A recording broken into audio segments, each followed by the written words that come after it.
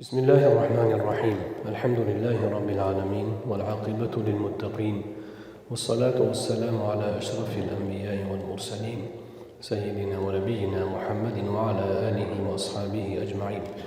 السلام عليكم ورحمة الله وبركاته. محترم ustozlar, ahli ilmlarimiz, aziz namozxon din qardoshlar. Alloh subhanahu va taologa hamd va sanolarimiz bo'lsin. Bugun siz bilan Allohning baytlaridan bir baytda, yer yuzining eng muborak go'shalaridan birida o'zining ibodati asr namozidan keyin eng fazilatli bir soatda uchrashib turibmiz. Asr namozidan keyingi payt, keyingi soatlar alohida fazilatga ega. Hatto asr namozidan keyingi duolar qabul bo'lishi va bu vaqtdagi iltijolar inobatga o'tishi e'tiboridan shariatda ba'zi bir hukmlar bor. Masalan, bir ishga hech qanaqa guvoh yo'q. Hech qanaqa guvoh yo'q. Shunda ba'zi bir kishilar tuhmat, ya'ni muttaham bo'lib turibdi, ya'ni ayblanib turibdi. O'g'rilikdadir, qotillikdadir. Guvoh yo'q. Shunaqa vaqtda asrdan keyin qasam eshitiriladi. Payg'ambar alayhisolatu vassalom shunday qilganlar. Ba'da solah, tahbisunahuma min ba'di solah, fayuqsimani billah. Qur'on Karimda keladi. Namozdan keyin, namozdan murod asr namoz. Asr namozidan keyin ularni jamoat oldida ushlab qolib qasam ichiriladi. Ulamolar aytadilarki, nimaga aynan asr namozidan keyin desa, chunki asr namozidan keyin duo ijobat bo'lganidan o'zini o'zi inson la'natlagan juda qo'rqar ekan. Agar yolg'on gapirayotgan bo'lsa, menga Allohning la'nati bo'lsin deb qasam ichadigan bo'lsa, yoki o'zini oqlab qasam ichadigan bo'lsa, u qasamning oqibati yomon bo'lar ekan. Nega desa, asr soatidan keyingi damlar, onlar Allohning huzurida alohida bir e'tiborga sazovor bo'lganda. Ana shunday bir muborak soatda siz bilan didorlashib turibmiz. Buning uchun Parvardigor olamga hamd va sanolarimiz bo'lsin. Ma'lumingizki, muftiy hazrat boshchiliklarida bir qator ahli ilm ulamolarimiz, ustozlarimiz masjidlarga borib musulmon din qardoshlarimiz bilan, namozxonlar bilan uchrashib, ba'zi bir va'zi irshodlarni qilyaptilar, savol-javoblar bo'lyapti. Maqsad ma'rifatni kengroq yoyish va xalqimizning ko'nglini ko'tarish, ko'pchiligimizni qiziqtirgan savollarga javob berib, qalblarga xotirjamlik ulashish. Kamina xodimingiz ham mana shu xizmatdagi ahli ilmlarimizning kichik bir vakili sifatida bugun sizlarni masjidingizga kelishligim menga topshirilgan edi. Sizlar bilan mana shu ma'noda bugun uchrashib turibmiz. Suhbatimizning mavzusi al-ukhuva fil islam. Islomda birodarlik mavzusida. Islom birodarlik ruhini yoyib, butun insoniyat o'rtasida, jamiyat o'rtasida mehr, muhabbat ruhini taratish bilan boshqa barcha ta'limotlardan ustun turadi. Xususan siz bilan biz mo'min musulmonlarning o'zaro birodarligimiz qarindoshlik rishtalaridan da ustun bo'ladigan rishta, robita hisoblanadi. Alloh subhanahu va taolo Qur'oni Karimda innamal mu'minuna ikhwa, mu'minlar aka-ukadurlar degan. Fa aslihu bayna akhawaykum, agar oralarida nizo chiqsa, aka-ukalaringlarning o'rtasini yarashtirasizlarmi? Sizlar ham mu'min musulmonlar bir-birlaringiz o'rtangizda nizo chiqsa, yarashtiringlar. Taqvo qilinglar, Allohning rahmati bo'lsa ajab emas. Ana shu ma'noda Alloh subhanahu va taolo siz bilan biz mu'min musulmonlarni o'zaro birodarlikka buyurgan. Rasul akram alayhisolatu vassalomning birgina hadislarini, shu mazmunda kelgan bir hadislarini o'rganib o'tamiz. Rasul akram alayhisolatu vassalom dedilar: Al-muslimu akhul muslim. Musulmon musulmonning birodaridir, akasidir, ukasidir. La yazlimuhu, unga zulm qilmaydi. Va la yahqiruhu, uni tahqirlamaydi. Va la yakhunuhu, unga xiyonat qilmaydi. Va la yakzibuhu, unga yolg'on gapirmaydi.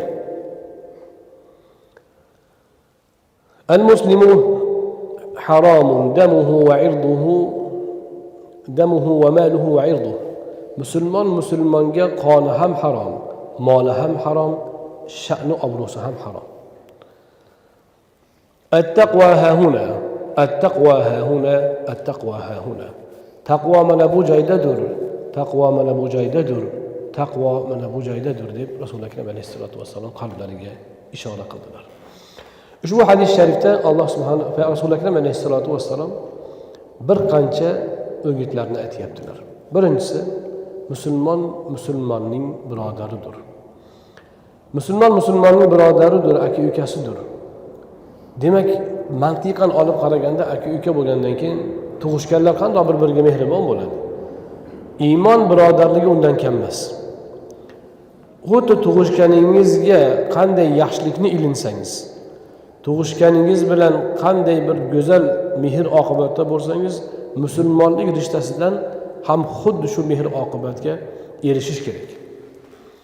Mana bizni xatoyimiz qayerda? Aynan mana shu nuqta bizda juda noqis. Rasululloh akram alayhisolatu vassalom hatto Makka mukarramada ham sahobalarni bir-birlari bilan birodar qilgan ekanlar. Sen falonchi bilan aka-uka tutunasan, sen fistonchi bilan, nimaga? Jamiyatni jipslashtirish uchun. Musulmonlar Makkadan Madinaga hijrat qilganlaridan keyin esa juda mashhur muhojirlar bilan ansorlarni birodar qilganlar. Ba'zi sahobalar bir nechta ansorlar bilan birodar tutingan. Umumiy birodarchilik alohida. Undan tashqari Alloh uchun do'stlashish, aka-uka tutunish alohida. Ansorlar bilan muhojirlar o'rtalarida ana o'shanday uxuvvat, ya'ni bir-birlariga aka-ukachilikni tutuntirdilar.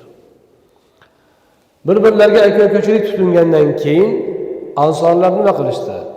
Ali quruq ta'zim qilib juda yaxshi bo'ldi, Alloh uchun sizni yaxshi ko'raman deb ketaverdimi? Yoki muhojirlar shunday qildimi? Yo'q. Ansorlar mol mulki bor budini ikkiga bo'ldi. U vaqtlarda biznikini singari 8 tadan 10 tadan xonasi bo'lmagan. Bitta, ikkita uy bo'lgan o'zi. U hovli solib, ichiga uy solish degan narsa bo'lmagan. Yakka-yakka uylar tushgan. Shu uyni shuni o'rtasini bo'lib, yarmini bergan. Yonga bitta xona solib o'zi bilan o'ziga nima bo'lsa shuni muhojir birodariga barobar ravo ko'rgan.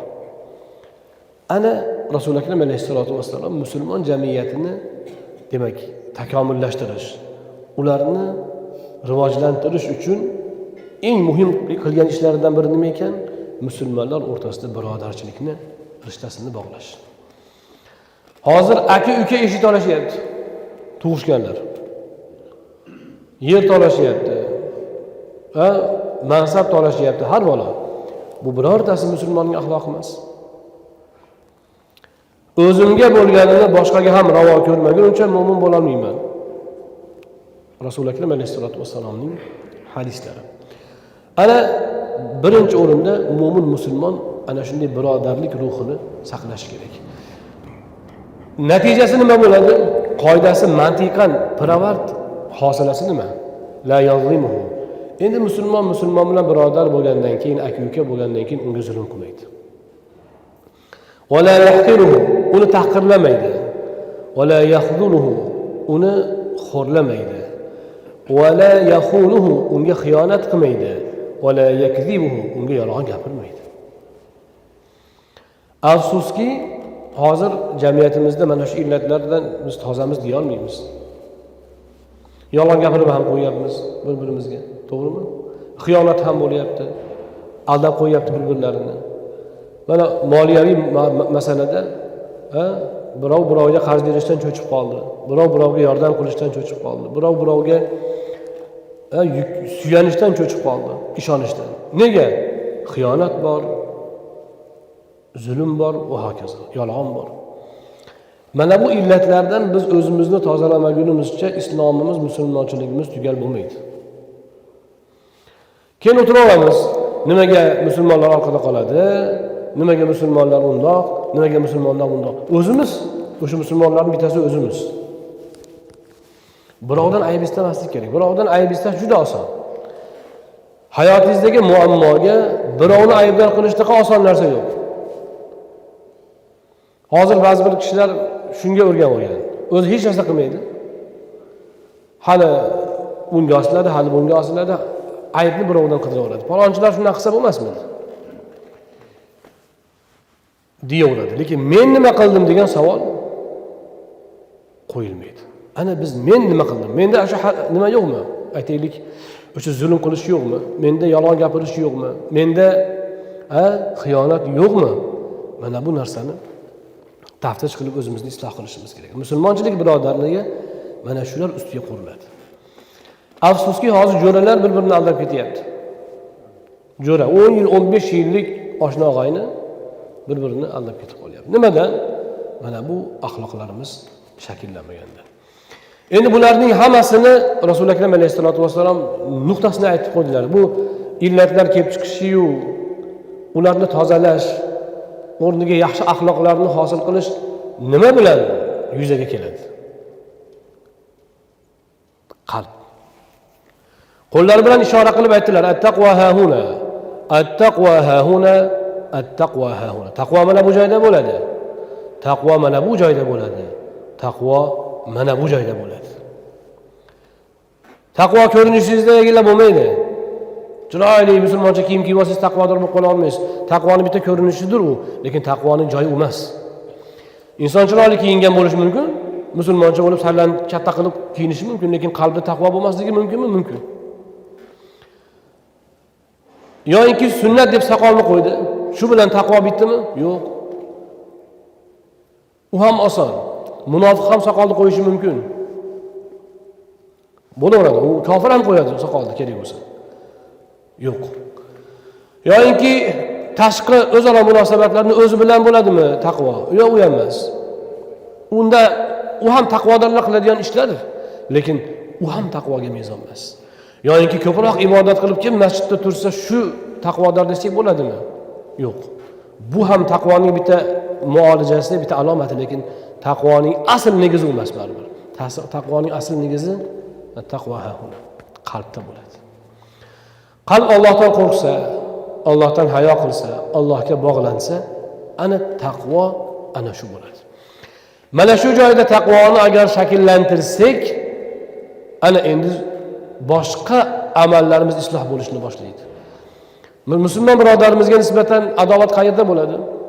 Qalbda bo'ladi. Hasad qayerda bo'ladi? Qalbda bo'ladi. Nafrat qayerda bo'ladi? Qalbda bo'ladi. Endi buning aksi muhabbat qayerda bo'ladi? Qalbda bo'ladi. Ilinish, yaxshilik istash qayerda bo'ladi? Qalbda bo'ladi. Rostgo'ylik qayerda bo'ladi? Qalbda bo'ladi. Samimiyat qayerda bo'ladi? Qalbda bo'ladi. Mehr qayerda bo'ladi? Qalbda bo'ladi. Mana shunga ishora qilyaptilar Rasululloh akram alayhissalom. Mana bu musulmonchilikning qoidalari. Lekin buning markaziy nuqtasi qalb. Mana bu joyini isloh qilish kerak demoqdalar. Qalbning islohi nima bilan bo'ladi desa, endi bu juda uzun mavzu, men qisqa qilaman vaqtimizni e'tiborga olib. Qalbning islohi birinchisi iymon bilan bo'ladi. Alhamdulillah bu bizda bor, bu yerdagi kishilarda. Undan keyin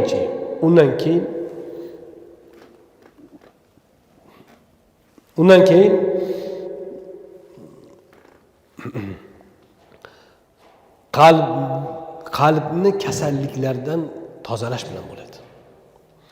Undan keyin nima? Qur'on tilovat. Undan keyin nima? Zikr. Zikrni biz odatda tilimizda qilaveramiz. La ilaha illalloh, astagfirulloh, Allohumma antas salam qilib. U tildagisi qalbga singib, qalbga urmaguncha samarasi bo'lmaydi. O'tirib biz Allohu akbar, Allohu akbar, Allohu akbar, Allohu akbar, Allohu ulug' deyapmiz, lekin o'zimizni boshqadan ulug' ushlab o'tiribmiz. Falonchi meni oldimda hech kim emas deyapmiz. Alloh ulug'dir degan gapimiz qalbga yetib bormagan bo'ladi. Alhamdulillah, alhamdulillah, Allohga hamd deyapmiz tilimizda. Qalbda esa noshukrlik qilyapmiz. Falon narsani bermadi Alloh, falon narsa bo'lmadi, o'ksib yotibmiz. Qalbga yetib bormagan bo'ladi. Zikrlar qalbga kirib borish kerak. Ana o'shanda qalbdan kasallik ketadi. Shuning uchun qalbni o'zi bilan zikr qilish bor. Naqshbandiy tariqati mashoyixlar shuni o'rgatadi. Tilni qimillatmasdan zikr qiladi. Qalbni o'zi bilan faqat la ilaha illalloh qilinadi bunda. Boshqa zikrlar emas, la ilaha illalloh. Qalbni o'zini ishga solinadi, o'zini harakatlantirishga urinadi. Mana bunaqa qilib qalblar demak zikr bilan, tilovat bilan tozalanadi. Undan keyin qalbni ilmi bor. Fiqhul qulub deyiladi, tasavvuf ham deyiladi. Qalbning kasalliklarini aniqlash, uni davolash, muolajalar yo'lini o'rganish va shuni amalga oshirish bilan qalblar tozalanadi. Agar mana shu narsalarni qilib borsak, ana shunda bizda inshaalloh komil mu'minlik xislati paydo bo'ladi. Buning rohati, buning fazilati, buning mukofotini aytib tugata olmaysiz. Qalb poklanib Allohga bog'lansa, qalb poklamaguncha Allohga bog'lanmaydi. Qalb poklanib Allohga bog'lansa, dunyo qadamingiz pastida bo'lib qoladi. Mana bu narsalar siz bilan biz mu'min musulmonlar bugun muhtoj bo'lgan ilmlar hisoblanadi. Xulosa qilib aytganimizda mu'min musulmonlar bir-birlariga aka-uka birodar bo'lishi kerak. Endi buni fazilat haqida bitta hadis. Rasululloh akram alayhisolatu vassalom dedilar: Qiyomat kuni arshning atrofida qator kursilar bo'ladi. O'sha kursilarda nurdan bo'lgan kiyimlarni kiygan, yuzlaridan nur yog'ilib turgan kishilar bo'ladi. Ana ularni ko'rib payg'ambarlar, ular shahidlar ham emas, payg'ambarlar ham emas. Shahidlar, payg'ambarlar ularni havas qiladi. Kim bular? Shunda aytiladi, ular kimlar? Al-mutahabbuna fillah wal mutajalisuna fillah wal mutazawiruna fillah. Alloh uchun bir-birini yaxshi ko'rganlar, Alloh uchun bir-birlarini ziyorat qilganlar, Alloh uchun birga o'tirganlar. Inshaalloh mana shu o'tirishimiz Alloh uchun o'tirish. Bir-birimizga bo'lgan muhabbatimiz Alloh uchun, boshqa hech narsa yo'q. Sizlar menga 1 so'm bermagansizlar, men ham sizlarga 1 so'm bermaganman. Oramizdagi nima rishta? Allohning roziligi, ilm. Ziyoratimiz ham Alloh uchun. Bu masjidga kelgan bo'lsak, ziyorat uchun keldik, sizlarning ziyoratinglar uchun. Va sizlar ham mana shu o'tirishda Alloh uchun. Men sizlarga bir narsa beraman deb va'da qilgan joyim yo'q. Hammasi Alloh uchun. Inshaalloh mana shu axloq siz bilan bizga ulug' maqomlarni beradi. Shu bilan birga oradagi muhabbatni, rishtalarni yaxshilash uchun bitta xolis ish qilishimiz kerak. Bu nima? Bir-birimizni quruqdan quruq ham holimizdan xabar olib turishimiz kerak. Yaxshimisiz, tuzimisiz deb borib xabar olib va aka-ukachilikdan tashqari birodarlar bir-birlarimizdan xabardor bo'lib turishimiz lozim. Alloh subhanahu va taolo barchalarimizga o'zi yordamchi bo'lsin, o'zi ilmlarimizni ziyoda aylasin. Agar savol bo'lsa, bir ikkita savollarga javob beramiz keyin. Inshaalloh hozir mana madrasalarda Qur'on kurslari ochildi. Ayrim masjidlarda ham ochildi. Inshaalloh bu reja bor. Mana shu masjidlarimizda Qur'on ta'limi, namozlik, odam, axloq bu masjiddan ko'ra bu borada ishonchli nima yo'q o'zi. Makon yo'q. Ahli ilmlarimiz yurtimizda ta'lim olgan bo'ladimi, boshqa joyda bo'ladimi, hammalar tartib intizomdagi kishilar. Ustozlar huzurida ta'lim olgan kishilar. Xalqimizga mana shu o'zimizni sof e'tiqodimiz, sof dinimiz, sof mazhabimizni o'rgata oladigan kishilar. Bulardan albatta o'rganishimiz ayni muddao bo'ladi. Inshaalloh Qur'on va ba'zi bir fiqh, namoz, shunga o'xshash ta'limlarni inshaalloh masjidlarda yo'lga qo'yiladi. Hozir ham namozliklarni o'rgatib, masalalarni ta'lim bo'lyapti. Biz masjidda 40 kitobidan suhbat qilyapmiz. 40 Imom Navoiyning 40lardan suhbat qilyapmiz. Bugun inshaalloh mana shu qalb haqidagi hadislardan biri keladi. Inshaalloh bugungi mavzuyimizni tugali o'shunda aytamiz. Tugalrog'ini. Juda tugal bo'lmasa ham tugalrog'ini, to'liqrog'ini. Biz masjidda masalan 40dan o'qilyapti. Qaysidir masjidda fiqhdan suhbat bo'lyapti. Yana qaysidir masjidda namozdan. Bu o'zimizga bog'liq. Mana shu joyda bitta maslahat.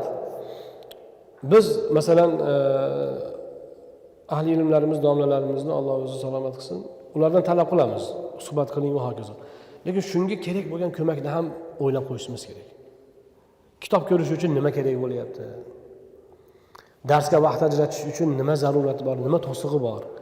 Uni holidan xabar olib qo'yish kerak. Talab qilishni bilamiz xolos. Aytsin, desin, qilsin. Lekin hammaning ham sharoiti bir xil emas. aytish kerak masalan, keling domla, siz kitobingizni ko'ring, bolangizni maktabga men olib borib qo'yay. Shu himmat qilsak bo'ladimi? Mana biz masjidda bitta noib imomimiz bor, juda zo'r ahli ilm, olim odam. Lekin har kuni bolasini bog'chaga olib borgan ham o'zi, qaytib olib kelgan ham o'zi. Hech birov uni yukini olmaydiki, siz ilmga xizmat qilyapsiz, men yo'l-yo'lakay shuni men qilib beray, keling demaydi. Endi men o'zim nomimdan gapirmayapman, hamma umumiy ravishda gapiryapman. Biz talab qilishimiz yaxshi. Talab bo'lsa bizga turtki uyg'onamiz, yaxshi. Lekin uyg'ongan bilan gohida bizga to'siqlar bo'lishi mumkin. Unga kim yordam beradi? Buni ham masalan mo'min musulmonlar mana birodarlik ruhidan kelib chiqib hal qilish kerak. Rasul akram alayhisolatu vassalom dindan ta'lim berishni boshlaganlaridan keyin tirikchilikka mashg'ul bo'lmaganlar. Illo ozgina savdo qilib turganlar. Hollaridan sahobalar xabar olgan. Ovqatdan tashigan ham sahobalar, uyini ishini qilgan ham sahobalar, uyini qurib bergan ham sahobalar, safarga borsalar hamma yukini ko'targan ham sahobalar. Biz mana shu haqiqatni bilishimiz kerak.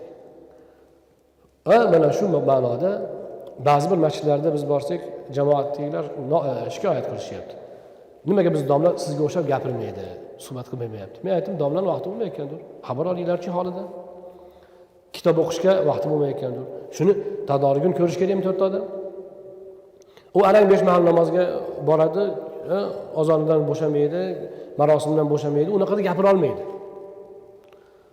Bitta gapni sizga aytish uchun men masalan hozir 15 daqiqa gapirish uchun men qancha oldinda o'qigan, yillar o'qigan ba'zan bo'lish kerak.